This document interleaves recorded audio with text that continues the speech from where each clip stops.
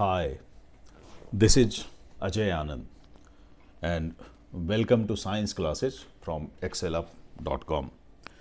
इस लेसन में आप हेल्थ और डिजीज के बारे में जानेंगे और ये लेसन क्लास 9th के साइंस से लिया गया है। हेल्थ क्या है या कैसे आदमी को हम हेल्दी कह सकते हैं?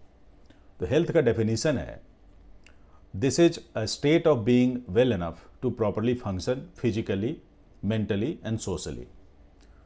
तो यहाँ पर तीनों एस्पेक्ट हैं, फिजिकल, मेंटल और सोशल।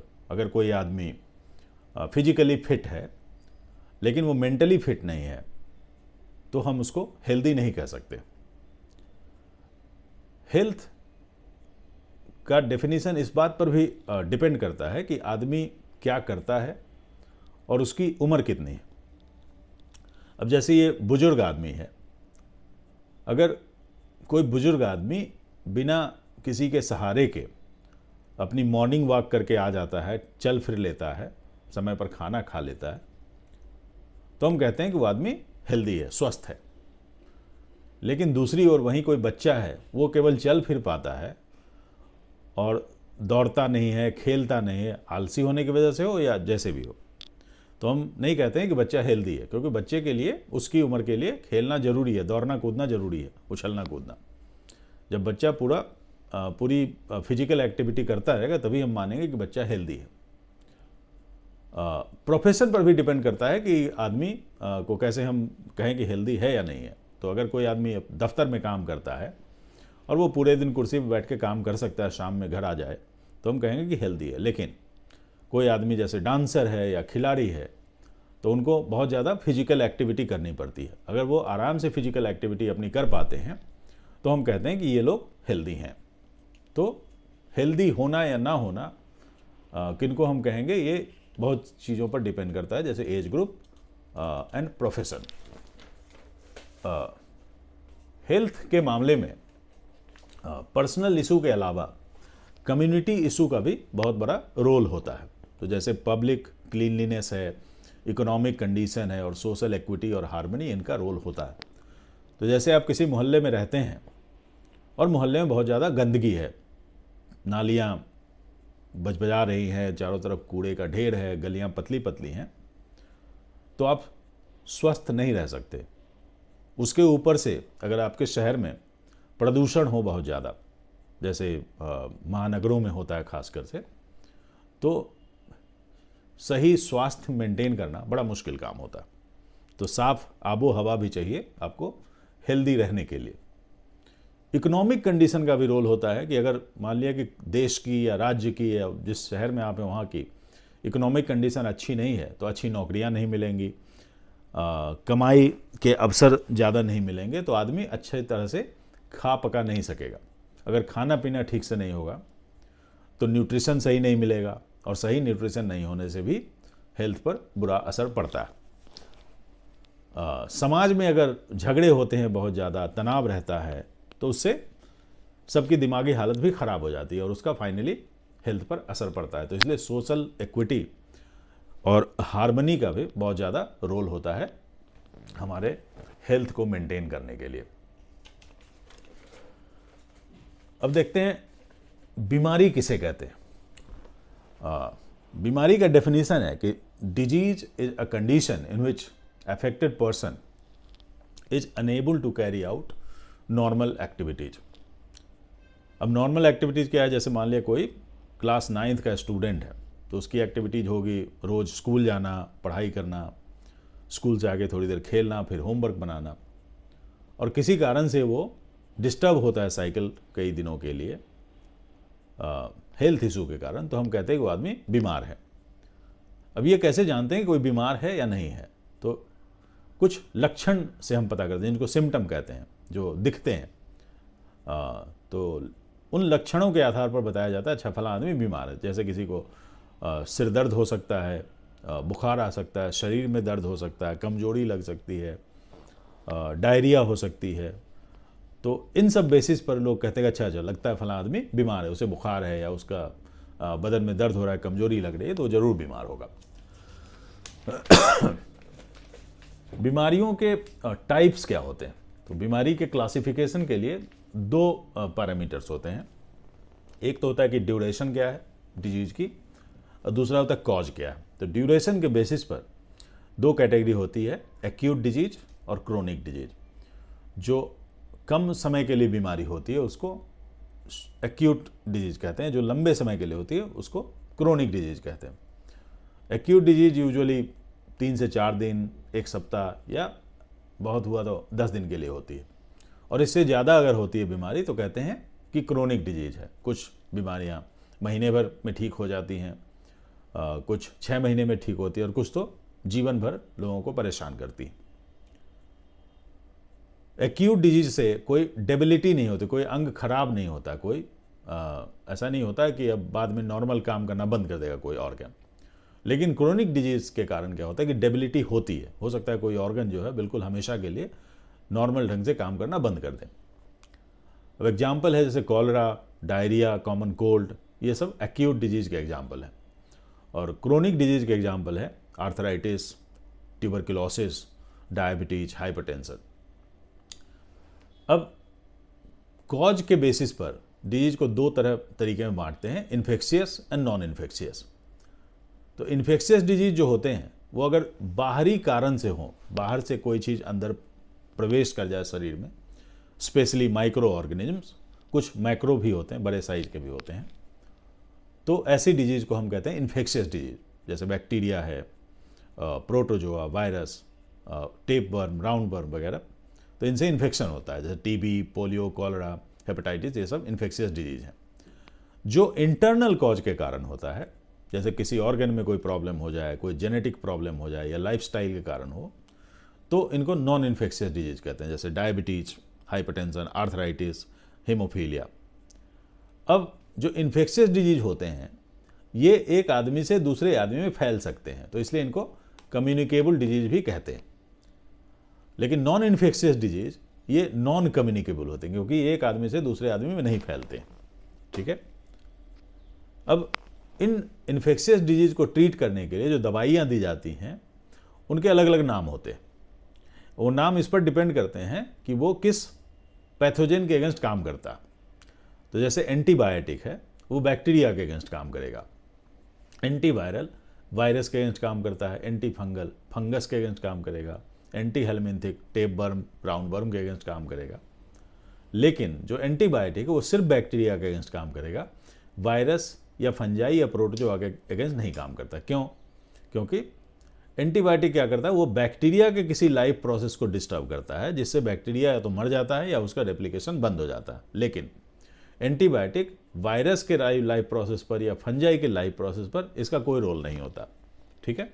तो इसलिए एंटीबायोटिक सिर्फ बैक्टीरिया के अगेंस्ट काम करेगा, वायरस या फंजाई के अगेंस्ट नहीं काम करेगा। उसी तरह से एंटीवायरल केवल वायरस के अगेंस्ट काम करेगा, किसी बैक्टीरिया या फंगस या प्रोटोजोआ के अगेंस्ट काम नहीं करता। Spreading infection. अब देखते हैं कि इन्फेक्शन स्प्रेड कैसे होते हैं एक आदमी से दूसरे आदमी में। तो कई तरीके हैं, by air, by water, sharing clothes, through infected blood और बॉडी फ्लूइड्स, वेक्टर्स। तो जो बीमारियां हवा के थ्रू स्प्रेड करती हैं उसमें क्या होता है कि जब मरीज खांसता है या छींकता है तो छींक के साथ, खांसी के साथ जो जर्म्स होते हैं वो हवा में आ जाते हैं, और हवा में वो एयर ड्रॉपलेट्स के थ्रू इधर उधर घूमते हैं। तो जब कोई हेल्दी आदमी उस हवा में सांस लेता है तो वो पैथोजन उस आदमी के बॉडी में चले जाते हैं और आदमी इन्फेक्टेड हो जाता है। जैसे खांसी में होता है, कॉमन कोल्ड है, जुकाम, फ्लू, कोविड-19, टीबी वगैरह में होता। तो इसलिए कहते हैं कि जैसे कोविड-19 अभी फैला हुआ है तो कहा जाता है कि ओवर क्राउडेड प्लेस को आप अवॉइड करें, मास्क पहने, लोगों से दूरी बनाए रखें, सो दैट आप इन्फेक्टेड होने के चांस को प्रिवेंट कर सकते हैं। कुछ बीमारियां कंटेमिनेटेड फूड और कंटेमिनेटेड वाटर्स के कारण होती हैं। तो कोई आदमी यदि कंटेमिनेटेड फूड या वाटर पीता है या खाता है तो उससे ये बीमारियां फैल सकती हैं, जैसे कॉलरा, पोलियो, अमीबिक डिसेंट्री या अमीबियासिस। कुछ स्किन डिजीज जो होते हैं वो कपड़े शेयर करने से भी फैलते हैं, जैसे रिंग वर्म इन्फेक्शन होता है। तो किसी को रिंग वर्म है और उसका तौलिया किसी दूसरे ने इस्तेमाल कर लिया, तो उस आदमी को भी रिंगवर्म की प्रॉब्लम हो सकती है। इन्फेक्टेड ब्लड या बॉडी फ्लूइड के एक्सचेंज से भी बीमारी होती है। तो ब्लड कैसे जाएगा? इन्फेक्टेड सिरिंज या नीडल से जा सकता है, या ब्लड ट्रांसफ्यूजन में गड़बड़, अगर खून चढ़ गया तो उससे प्रॉब्लम होती है। बॉडी फ्लूइड का एक्सचेंज होता है सेक्सुअल कांटेक्ट के कारण, प्लस अगर प्रेग्नेंट मदर है और तो उससे फीटस को हो सकता है, या लैक्टेटिंग मदर है उससे उसके बच्चे को हो सकता है जो दूध पीता है। तो इससे हेपेटाइटिस और एड्स जैसी बीमारी फैलती है। कुछ बीमारियां होती हैं जो कुछ दूसरे एनिमल जो होते हैं एक आदमी से दूसरे आदमी फैलाते हैं। तो जो एनिमल फैला रहा है उसको कोई प्रॉब्लम नहीं होती। अब जैसे मलेरिया, डेंगू या फाइलेरिया है, तो इनके पैथोजेंस को मच्छर फैलाते हैं। मच्छर क्या करता है, जैसे कोई मलेरिया से आदमी सफ़र कर रहा है, उसको मच्छर काटता है, तो मलेरिया के पैथोजेंस मच्छर के अंदर चले जाते हैं। फिर मच्छर जब किसी हेल्दी पर्सन को काटता है तो हेल्दी पर्सन में मलेरिया के पैथोजन चले जाते हैं और नया आदमी इन्फेक्टेड हो जाता है। तो ऐसे एनिमल को वेक्टर बोलते हैं या कैरियर बोलते हैं। ठीक है, अब देखते हैं कि कौन से ऑर्गन इफेक्ट होते हैं। तो जनरली ये इस बात पर डिपेंड करता है कि पैथोजन का मोड ऑफ एंट्री किधर से है। तो जैसे एयर से अगर कोई बीमारी फैलती है तो सांस में हम लेते हैं पैथोजन को, तो वैसे पैथोजन अक्सर रेस्पिरेटरी ट्रैक्ट को अफेक्ट करते हैं। अगर वाटर या फूड से फैलता है तो डाइजेस्टिव सिस्टम को अफेक्ट करता है। लेकिन मलेरिया के केस में क्या है कि ब्लड के थ्रू जा रहा है, लेकिन फाइनली मलेरिया का जो पैरासाइट है वो लिवर को अफेक्टेड करता है। हेपेटाइटिस में भी क्या है कि हेपेटाइटिस जो भी हो, हेपेटाइटिस बी जो होती है वो ब्लड के थ्रू फैलती है, वो लिवर को प्रभावित करती है। और हेपेटाइटिस ए होता है वो कंटेमिनेटेड वाटर या फूड से फैलती है, वो भी लिवर को अफेक्ट करती है। एड्स ब्लड के थ्रू जाता है या बॉडी फ्लूइड के थ्रू जाता है, लेकिन फाइनली जो ह्यूमन इम्यूनो डेफिशिएंसी वायरस है वो इम्यून सिस्टम को अफेक्ट करता है। तो कई ऑर्गन अफेक्ट हो सकते हैं, like heart, lungs, kidney, brain. अब देखते हैं कि ट्रीटमेंट में क्या होता है। अगर कोई बीमारी होती है तो उसको ट्रीट करना पड़ता है, क्योर करना पड़ता है। अब अगर इन्फेक्शियस डिजीज है तो उसमें एंटीबायोटिक दी जाती है या एंटीवायरल दी जाती है। साथ में कुछ दवाइयाँ दी जाती है जिससे सिम्टोमेटिक रिलीफ मिलता है, जैसे सर दर्द कम होता है, बुखार कम होता है। लेकिन ट्रीटमेंट के कई ड्रॉबैक्स हैं। पहला तो है कॉस्ट ऑफ ट्रीटमेंट, जिसमें दवाई का कॉस्ट आता है, जो टेस्ट होते हैं उनका कॉस्ट आता है, अगर हॉस्पिटल में रहना पड़े उसका कॉस्ट आता है। फिर लॉस ऑफ इनकम की प्रॉब्लम होती है, खासकर से अगर कोई दिहाड़ी मजदूर है, वो 4 दिन अगर बीमार रहता है तो 4 दिन वो कुछ कमाएगा नहीं, तो उसकी दिहाड़ी चली जाएगी। इवन जो सैलरीड पर्सन है वो कुछ सर्टेन पीरियड के लिए ही सिक लीव ले सकता है। एक लंबे समय के बाद अगर उसको सिक लीव लेना पड़ेगा तो वो लीव विदाउट पे होता है, जिसमें उसको सैलरी नहीं मिलती। ठीक है, अगर लंबी बीमारी चली तो हो सकता है उससे कुछ डेबिलिटी भी हो जाए, कुछ अंग खराब हो जाए, काम ना करें या आदमी प्रॉपरली फिर नॉर्मल लाइफ ना जी पाए। तो ये सब समस्या है।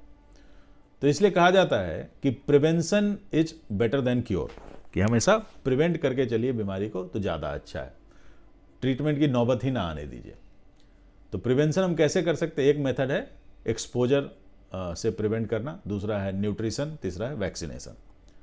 एक्सपोजर कैसे प्रिवेंट करेंगे? जैसे आप हाथ बार बार धोइए, यानी हाइजीन आप मेंटेन करिए, तो बहुत सारी बीमारियां नहीं होंगी, जैसे कॉलरा, कॉमन कोल्ड ये सब नहीं होगा। मास्क लगाने से भी हम फ्लू से, कोविड-19 से बच सकते हैं। मॉस्क्विटो रेपेलेंट यूज करें या मच्छरदानी यूज करने से मलेरिया, डेंगू से बचा जा सकता है। न्यूट्रिशन अगर अच्छा रहेगा, बैलेंस डाइट मिलेगा, तो उससे इम्यून सिस्टम बढ़िया होता है, स्ट्रांग होता है, और अच्छे इम्यून सिस्टम से डिजीज होने के चांसेस कम होते हैं। तो जब कोई महामारी भी फैलती है तो आप देखें कुछ लोग जल्दी बीमार पड़ते हैं, कुछ लोग बिल्कुल बीमार नहीं पड़ते हैं। तो जिनका इम्यून सिस्टम स्ट्रांग होता है वो कम बीमार पड़ते हैं। एक तरीका है वैक्सीनेशन। वैक्सीन एक तरह की दवाई होती है जो जब किसी हेल्दी पर्सन को दी जाती है, किसी पर्टिकुलर डिजीज के अगेंस्ट, तो उसका बॉडी उस डिजीज से लड़ने के लिए तैयार होता है। तो एक्चुअली वैक्सीन बनती है एक किसी भी पैथोजन के कमज़ोर स्ट्रेन से या उसके आरएनए डीएनए से बनती है। तो एक बार बॉडी में वो कमज़ोर स्ट्रेन चला गया तो बॉडी उस पैथोजन के अगेंस्ट एंटीबॉडी तैयार करती है, यानी हथियार बना लेती है, ताकि जब फ्यूचर में कभी भी उस पैथोजन का अटैक होगा, उस डिजीज का अटैक होगा, तो बॉडी को याद रहेगा कि उस डिजीज से लड़ना कैसे है और इस तरह से हम उस डिजीज से बच सकते हैं। तो जैसे अभी टीकाकरण हो रहा है, बहुत मास स्केल पर हर लोगों को टीके लगाए जा रहे हैं ताकि फ्यूचर में ये खतरनाक बीमारी जो है ये ना हो। That's all for this lesson. Thank you.